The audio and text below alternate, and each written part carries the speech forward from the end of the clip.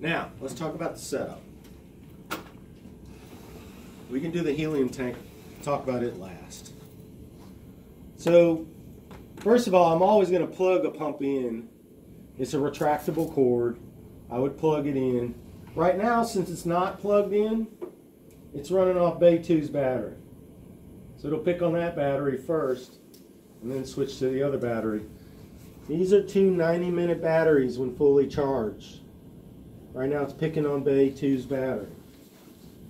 So that's why it's lit up. If I plug it in, which I don't know if I have a plug nearby, the green batteries will turn gray and a plug will show right there. You should always have the pump plugged in as much as possible. Only use the batteries in transport, okay? Now, we're going to talk about setup. If you would, somebody hold that for me. So say, it doesn't matter which balloon we use, we're always going to put the leads on the patient. Now you'll already have a set of leads on the patient going to a monitor, right? Whether it's in the lab, the OR, or on the unit. You're going to have your set of leads going to your monitor.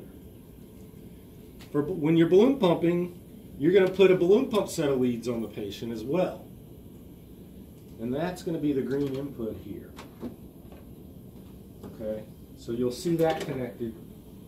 And then if it's a traditional balloon, initially they'll have the pressure bag, the transducer all on this pole, and then they'll have the pressure cable out.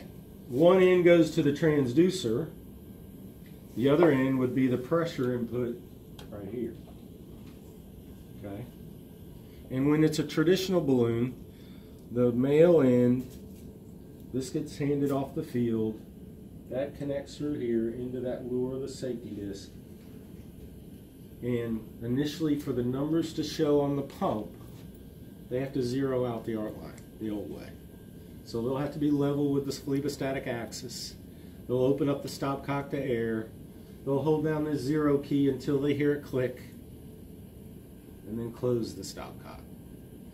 If they've already had the balloon in and it's on the unit, usually at least Q shift, we zero lines, so you would do that process. But you're relying on the lumen down the middle, that black tube down the middle, for that waveform to the pump. So flushing it, maintaining it, is even more of a must when it's a traditional balloon. After that, the auto mode and all the stuff we've been going over all works the same.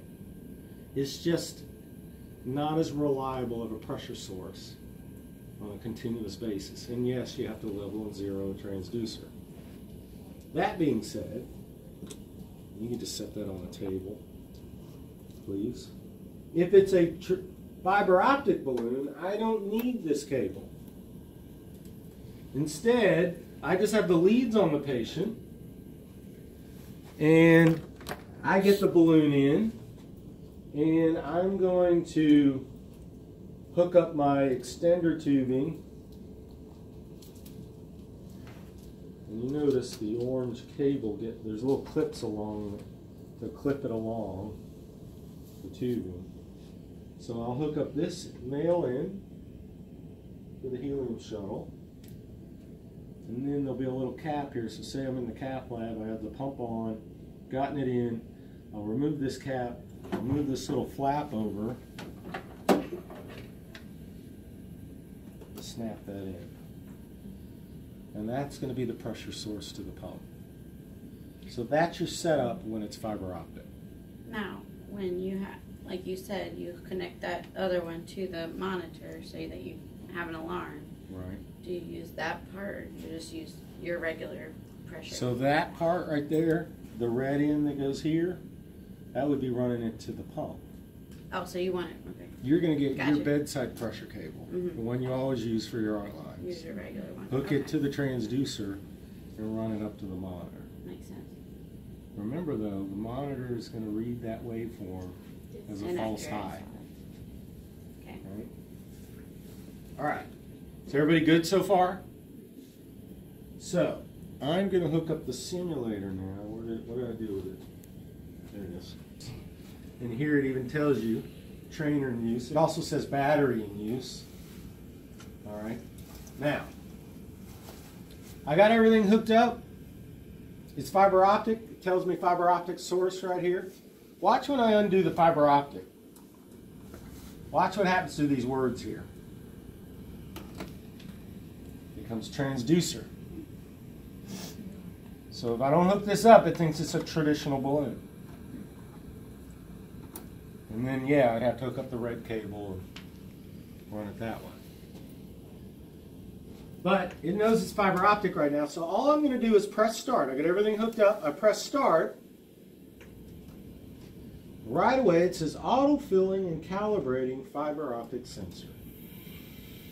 Now, the initial calibration in the auto-filling process is the long one. This is literally going to take 46 seconds.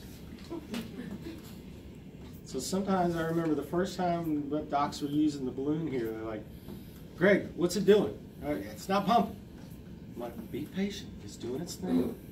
Now what it's going to literally do is pump the balloon 8 times in the patient's aorta.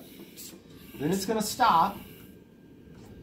And then it's going to put a little bit of helium in the balloon.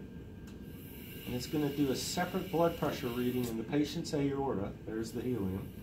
And it's going to compare that to what the tip's reading. There's also a transducer in the pump reading atmospheric pressure. It combines all three, averages them, posts the pressure, the message went away, and it started the therapy. And that's 1-to-1. And it always starts in the 1-to-1. All right. Now, I had fooled with it earlier. It usually will always start in auto mode, so my bad. It always is going to start in auto mode. Auto mode means, again, it's going to do the majority of the decision making for you. It's going to pick the best lead out of leads 1, 2, and 3 to find the better R way. Here it picked the lead 2. And it's going to then utilize either ECG or pressure trigger to pump the beats. Right now it's an ECG trigger. Did you see it skip a beat right there? That was the pump in the auto mode updating the timing, learning the patient, making sure it's inflating right at the notch. All right? So it does all that for you initially. Now say suddenly the doc's in there fooling with them, and you're in auto mode, thank goodness, and a lead pops off. What does the pump do?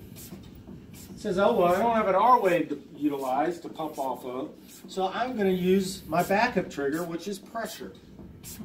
And it turns red, notice.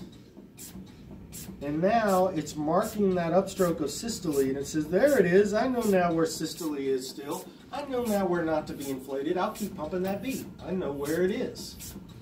Because remember, I'm just a machine. I have to have something literal to go off of. I'm not going to just randomly inflate if I don't know where systole is. Now, if you fix the lead, and it'll actually tell you what lead faulted up here, which is handy in the OR and cath labs. So you fix the lead, and you get the R wave back. The pump goes, oh, wow, check it out. I've got an R wave again. And if I have a preference between ECG or pressure trigger, I'm going to always go back to my favorite trigger, ECG. ECG is where I like to be. Because remember, I've got more time. Electrical preceding mechanical. There it updated timing wheel. Skipped a beat. Now notice the touch screen locked out on it. If you don't touch the buttons for 2 minutes, it locks out. Now that's just a way, that's a new thing with the FDA, HIPAA. You got to have a lockout screen with new gadgets. Now if you get an alarm, it unlocks automatically. Or if you would, somebody come and press the unlock button, bottom left corner there. Now I can fool with the buttons. Now I can tell I'm in auto mode. All right. Here's my triggers, my sources, my frequencies, augmentation. Notice it's ramped to maximum, and timing. Anything grayed out means I can't fool with it in the auto mode. Pump says you got me in auto mode. I use all that stuff. You don't. I do it. All right. Now, let's take a step back and talk about really what we're doing here. All right. Let's talk about the pressures a little bit. Now, I'm going to put the pump in standby. Notice, too, right now, these are the assisted pressures, the lowered pressure. Remember, the pump loves to brag. Always showing you the assisted pressures. Here's the mean. Here's the augmentation, how high we get diastole up to when we inflate the balloon. This is end diastolic pressure, the 51, after the balloon deflates. And notice the pump set an alarm on augmentation, approximately 10 below, so they must have been running about 114 for the first 3 minutes, give or take, and it set the alarm at 104. Okay. Now, I'm going to put the pump in standby, and I want to look at the numbers without balloon pump support for a second, just for kicks. Let's check it out. Notice now, my mean is certainly lower. Got less to average under the curve. And guess what's higher? Because these are unassisted pressures now. They're not being lowered. When I balloon pump them, the mean goes up as I augment diastole, and these pressures slightly drop. Thus, I'm achieving afterload reduction. So we always titrate to the drips to the mean, not the systolic and diastolic. Okay. Now, if I really, to this mean right here. Now, if I really wanted to tell how well I'm benefiting the patient, what would I need to do? Put it in the 1 to 2 frequency. Somebody put it in the 1 to 2 for me. Okay. Notice now the unassisted pressures show on the monitor screen. And now I can compare them to assisted pressures. Now, if they were really sick, I would press print right now. And if I press print, bottom right corner, the strips come out right here below the handle. And after I press that, I would put them back in the 1 to 1, maximum support. Because remember, I'm giving them half the support when I'm in the 1 to 2.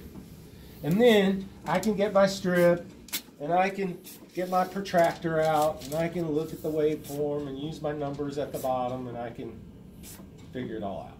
But for the process of learning, I'm going to go over it on the monitor screen. Okay? Question. Yes. When you hit print, do you need to wait for it to finish printing before you Nope. switch it back, or you Just can press print. You can go quick. And you can It's automatically going to go print back. a 7-second strip. If that's how you have it set up, I can show you that in a minute. Okay. Can I borrow somebody's pencil or whatever for just a second? Just remind me to give it back to you? Okay, perfect. All right. I'm going to do, along the bottom here are some more other buttons. And one of them is a freeze button. So this line's going across. I'm going to freeze it. And I'm going to bring up a reference line with this button here. And I'm going to put it over the dichrotic notches.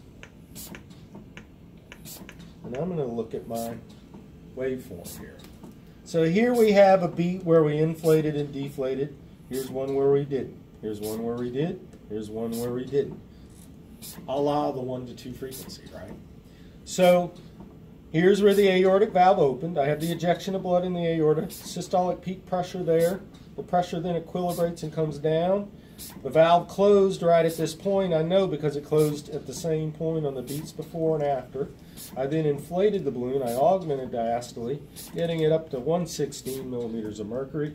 I deflate the balloon, and now my assisted pressures of 102 over 51 are reflected. Now, I look at my unassisted pressures to the left of it and compare them to assisted. So I'm going from a 102 unassisted systolic down to a 100 assisted systolic. So unassisted to assisted. So I'm getting about 2 millimeters of systolic afterload reduction there. But we want 5. 5 or greater is optimal, right? All right, let's look at my diastolics. I'm going from approximately 53 millimeters of unassisted systolic pressure down to 51. So I'm getting about 2 to 3 there. All right. Again, I'm subtracting the assisted from the unassisted. All right. 5 or greater would be optimal there. So me knowing what I know, I'm going to see if I can make this afterload reduction better. Because guess what? The cath lab won't have done this. The OR won't have done this. It's usually the unit nurses taking the time to try to fine-tune the pump. So I'm going to show you how to fine-tune the pump. It's not rocket science. Okay? It's just a trial and error thing. All right? So when I'm going to try to fine-tune the pump, I'm going to actually unfreeze it. So I just hit the freeze button again. I'm going to go back live. Now before I do any adjustments to timing, I print a strip of the baseline of their afterload reduction where it was before I touched it. All right? And now I'm going to try to tweak it and see if I can improve on this. So in the auto mode, can I fool with inflation in the auto mode? No. Watch what happens if I try. So here's my inflation. Why? It's grayed out. It says function unavailable. Won't even let me do it. Pump says, hey, I got that. That's cut and dry. It's always at the notch. I can do that. But deflation, it always sets it in the safe zone, right down the middle, every time. And assumes you, the user, may fine-tune it if need be. So all I do is take the deflation marker and try a little later and see if it's better, and then try a little earlier and see if it's better. If it's not better either way, I leave it in the middle. I try. So I'm going to take the deflation marker, and I'm going to go, I usually use 0.5. You could use 1 if you want. I usually learn through the years to go a half. So 0.5 is half a bar length between those bars. I'm going to go all the way plus 0.5 later with my deflation. And I'm going to look at my numbers now. And am I doing any better? So now it's 1, and oh, now my assisted's higher than my unassisted. It's not really what I want, right? So I just figured out going later doesn't seem to really agree with this patient's left ventricle. So I'm going to go back to the middle. You didn't hurt anything. And I'm going to go 0.5 earlier and see if that's any better.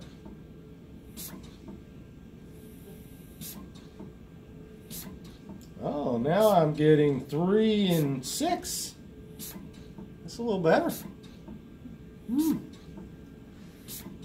So then now I may just do small increments. May just go a little at a time to try to find that little zone where it's about as good as I can get. Okay? So I figure out that, oh, about there is about as good as I can get. I know I'm not getting 5 with my systolic, but I'm getting a little more with my diastolic, and overall any more is better. The more afterload reduction I can achieve for this patient, the better I'm making it for the patient. This is now less workload on the heart. And what am I going to do now? I'm going to print a strip showing my adjustment made their afterload reduction even better, and then I'm going to put them back in the 1-to-1. Now that improved timing is going to benefit them on every beat. Now, guess what might be a little lower? These assisted pressures. That's okay, I'm still keeping my mean up.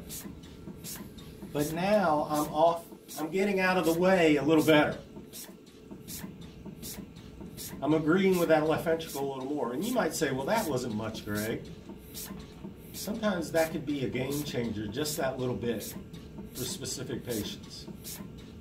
And I can tell you right now, you may have that one doc and you're already saying it in your mind, oh, well, they don't want you touching the pump. Well, that's because they don't know how to do this. If you show them the afterload pre what your adjustment is and now it's better after, and they learn you know what you're talking about, guess who's probably going to end up taking care of balloon pump patients a little more? Because they're depending on us. It was funny, when I took care of patients, I did all this every time. And the docs are all like, hey, Craig, I don't know what it is. It seems like every time you have my patient, they seem to do a little better. And I said, well, you know, I adjust the timing. And they were like, you do? I thought that happened automatically. So it was funny, they didn't even know. All right? So a lot of times you may adjust that and they won't even know you did it. Does it print all your numbers on there, your assisted and unassisted? Yes. It does, okay. Yes. When you print. So that's fine-tuning the pump. Now if you move that around like that and you find it's not any better either way, put it back in the middle. You didn't hurt anything. If you have that one doc who says, you touch my pump, I kill you, well then you don't do it. Okay? That's one of them. And there's usually one of those in every staff. But a lot of them, they want to do what's best for the patient. Why do we print strips of the 1 to 2? Because the old pumps didn't do all this automatic timing, so now we've come to the point where we've got pumps with auto mode, and we've gone away from doing optimal adjustments for the patient. Because we're assuming it's doing it, and it's not. It's just leaving it in that safe zone. Okay? So, yeah, don't be afraid to do that. Now, I did all that, and luckily, my patient is an ECG trigger because this suddenly occurs.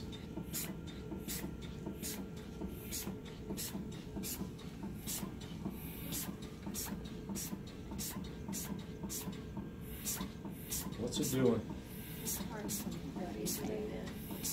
So if you're an ECG trigger and they go into atrial fib or they start having a lot of ectopic, something very irregular, the pump, remember, will go into this special mode called auto R wave deflate, and notice it bumped deflation all the way to the right on purpose. So now what are you going to do? Now you may get the augmentation alarm, which we'll go over next because it might be really fast heart rates, bad augmentation, right? But because it went into this mode, it's able to keep up now and maybe improve on the augmentation. Your job right now, though, is don't worry about the pump. Fix the patient, not the pump. Is it appropriate to cardiovert them? Maybe you bolus them with some amiodarone, say. So you do that, and you get their rhythm back under control. Easier said than done. And now the pump recognizes, oh, the R waves have become more regular, and eventually it will turn the auto R wave deflate off, and watch where it puts deflation. Now notice it doesn't do it right away. Patients go in and out of fib a lot. So it needs about a minute of regular rhythm, or more regular anyway. And then it'll eventually turn it off and move deflation. And notice it went back to where I had adjusted it last. I don't have to retime it. That's nice. So it keeps your adjustment in the equation. Okay? So if I were in pressure trigger and they went in atrial fib, none of that would have occurred. And you maybe then weren't benefiting the patient as much. So now would you want to go back to 1 to 2 and reprint another to see if it's still optimal? Or I mean, would that change at all? I do more of that. Usually you're going to be doing that Q shift anyway. Mm-hmm. So when I print my strips for my documentation, that's when I take the time to look at my time. You know, usually initially the patient's post-op, there's a lot of inflammation, what have you. So you may find that as that inflammation goes down, the balloon pump may even suddenly do better for them. Okay. And then you might be able to adjust a little. And you might have to adjust it a little. Okay.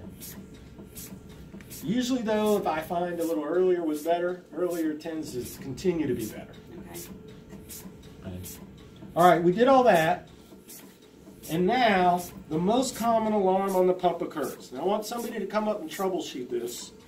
And I'll tell you what to do, don't worry.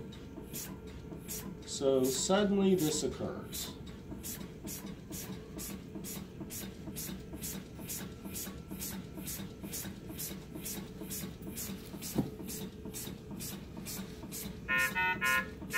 All right, who wants to come tackle this? What's it doing? Augmentation below limits. This is the most common alarm on the pump. First of all, whenever you hear an alarm, what's the first thing you want to do? Silence the alarm. So somebody press pause audio. Come on. That is going to mute the pump or silence it for a full minute, unless you get a new type of alarm. They changed it to pause audio. The old pumps had said mute. And then we learned that mute wasn't a nice term in some countries. So got to be politically correct today. So it's pause audio. Cancel medical response team. So I press that, and if I'm not sure what to do, I could press help. Cancel medical response team. And normally it would just be this that pops up. It says assess your patient. Oh, great. We usually do that. Thanks for letting me know. But then it says, look for causes for poor augmentation, but adjust your alarm setting. So I want somebody who hasn't touched it, come up, press the AUG alarm button. Come on, it's okay. Press AUG alarm. Right now, it'll alarm if they stay below 104. So I want you to drop that alarm down to like 80, 86, or 88. There you go. All right, and then you can just clear it. Now it's not going to alarm anymore unless their augmentation goes below 80, 88. Now why did we get that alarm? That fast rate, shorter diastolic phase, right? So notice too, with that fast rate, yeah, the augmentation dropped, the mean dropped. So now I adjusted my alarm, now I work on my patient. Why are they tachycardic? Do they need volume? Are they in pain? Do they need their beta blocker? Does the divorced wife need to leave? Because the girlfriend just showed up, right? And the other girlfriend's in the lobby. So I get the heart rate back under control. Augmentation comes back up. The mean comes back up, rather. Do you think that alarm setting is appropriate now? No. Usually we keep it around 10 below, whatever they're bobbing around, the low bob. So somebody who hasn't touched it, come adjust that for me. Come on. So you're going to raise that back up. To 10 below this or 10 below the this? augmentation. Okay. Augmentation alarm. Okay? Because as the patient gets better, augmentations may change and improve, and then you're going to have to readjust your alarm. It only sets it for you initially. So when I'm admitting the patient, I want to know, what has their augmentation been? Where is the alarm set? Because if I got to walk away and do something, I want to know if something goes wrong with the patient. Now, say this suddenly happens. You think this would ever happen? Yeah, of course. I'm not sure. Now, what do I press first? Pause audio. Right there. Not sure what to do. I press help. It's going to say, look for the loose connection, reconnect, and press start. Oh, that's it. Now I press start. What's it doing? Recalibrating. Yeah, it lost some air there. Maybe lost some helium there. So it's going to replenish it. And while it's at it, it's going to go ahead and calibrate the tip again. Now remember, it always does this automatically every 2 hours. But because of that disconnect and reconnecting and doing one now, I just reset the 2-hour clock. It's going to wait 2 hours from this one to do the next one. It always does one 2 hours from the last one. Okay? Say the doc walks up to you and says, is that their pressure? Really? Yeah, docs. Yeah, it's the fiber optic balloon, it zeros automatically. That's it. That's the pressure. Yeah. When's the last time it zeroed? Well, Within the last 2 hours. yeah, within the last 2 hours. But, and he says, well, I want you to zero it now. Because I don't believe that. So calibrate. So, somebody come press the calibrate pressure button until you hear it click. So hold it down until it clicks. Keep holding it, keep holding it, keep holding it, keep holding it. All right? Okay. This is calibrating fiber optic sensor. You just told it to re-zero. Now notice you did it while it was pumping. By the way, you know why we have buttons like that where you hold them down until they click? We don't want you just bumping the button and zeroing it on. Right? Because he just did that for the dock, he just reset the 2-hour clock. So when I start my shift, what do I like to do? I like to print my strip, zero my lines. So go ahead and zero the pump, and now you know when the next one's going to occur. Because I like to expect things. No, it's going to do one every 2 hours regardless. Yeah. You just sped the process along maybe. And now you know while you go to lunch, it's not going to stop to freak somebody out. Because maybe you got somebody who's not very knowledgeable about it, looking out for it. So things aren't going to happen like that while you're gone. I like to expect things. But it's going to happen on that minute that you did it. So if you did it at 1:01, it's going to do the next one at 3:01. So it doesn't have anything that actually tells you when it did it last time. All right, so you did all that. And you know your patient's kind of squirming around in the bed, you know, like they do. Because right now that balloon pressure waveform looks pretty good. It's a nice little chair sitting in. You know, there's the back part. You notice that now that balloon pressure waveform is getting more rounded in shape. Okay? That clues me in as kinking somewhere. I want it looking like a chair shape if I can. So I need to get them flatter, get their legs straighter, maybe get them off that side they scooted to. If it over kinks, IABP catheter restriction. Oh, you're getting it down now. Hit that. That right away, when you press pause audio, you look like you fixed it. Everybody around the unit's like, oh, she knows what she's doing. She just hit, she's hitting buttons. And if you're not sure what to do, just stand in front of the pump and press help. Get their legs straighter, get them flatter, all right? And press start and resume that therapy. Now when you press start, sometimes it may elect to do another autofill and calibrate because of what I'm going to go over next. So sometimes it's not always a disconnect or some reason that it needs to refill. It can also be due to this cause. All right, so it's doing the autofill and calibrating. Be patient. Remember, when that message goes away, it's going to resume the therapy. All right, it's not a long one like the 46-second one in the beginning. After that, there are 38 seconds long. Okay, not quite as bad. All right.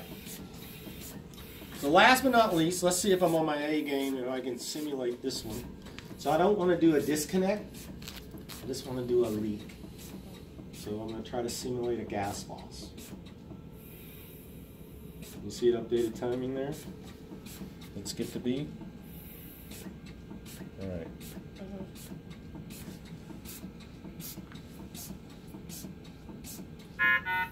All right. What do I hit first? Pause audio. Not sure what to do? Press help for me. And let's look under the gas loss. Oh, you can press that. All right, what does it say there? Check for evidence of blood in the tubing. So anytime you get a leak on, the first thing you do is you look for blood in the clear tubing all the way to the pump. If I see any blood in this clear tubing, I know I have a balloon leak. Pump shouldn't pump anymore for them. It has stopped. How long do I have to get this balloon out of the patient now? 30 minutes. 30 minutes. So you need to call the doc right away, get ready for balloon removal. I'd go ahead and turn the pump off, disconnect the tubing.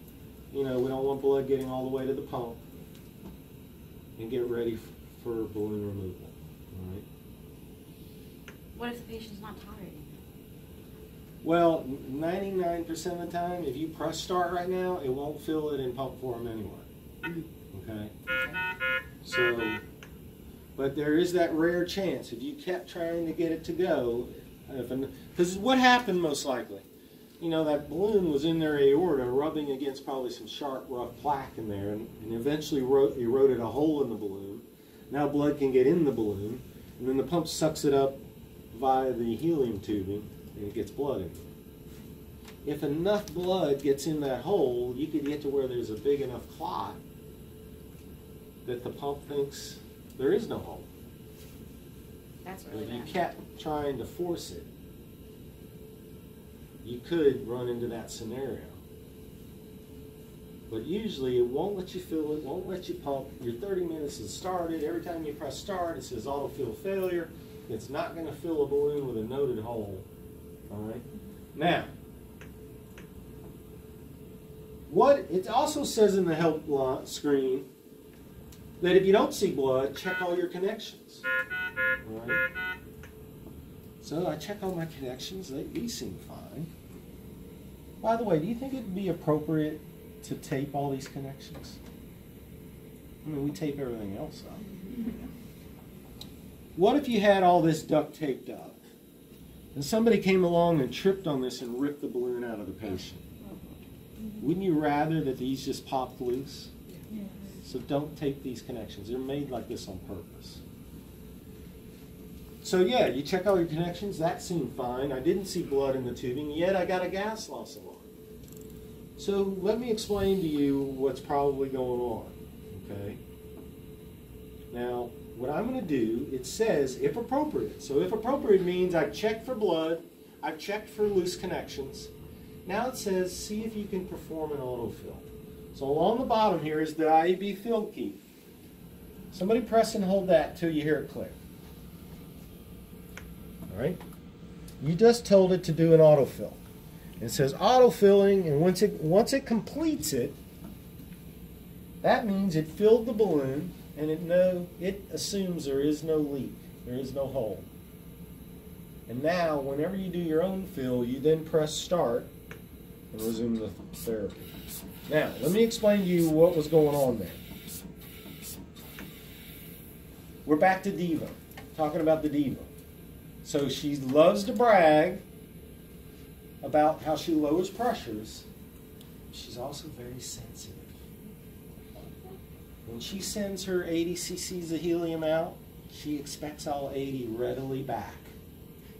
So what if we send the 80 out, and then due to a restriction, only 79.99 readily got back to the pump? The pump goes, hey, I got a loss. I don't know where that 0.01 of helium went. And I'm a diva, so I'm going to make you stop and check for blood. I'm going to make you check for loose connection. And then if all that's fine, yeah, refill me and press start and resume the therapy. But I'm going to make you check all that because I'm a machine. I don't know where that 0.01 of helium went. It didn't readily come back. So sometimes gas alarms are caused not by a leak, but by a restriction. So if that kept occurring, yeah, maybe I need to get them flatter, get their legs. Maybe they have a tortuous anatomy, and when I have them that certain way, it's a restriction internally, and I'm getting alarms such as that. You know, I've had places call me and go, hey Greg, you know, I know you taught us about the gas loss alarm and how it could be due to a restriction and not all 80s coming back right away. But yet, Mr. Jones, we got him on the vent, we got him on dipper van, he's just lying there and he's not moving a muscle. But every so often, we get a gas loss alarm. And yeah, we refill it and we press start and it pumps good for a while, maybe an hour or two, and then we get another one.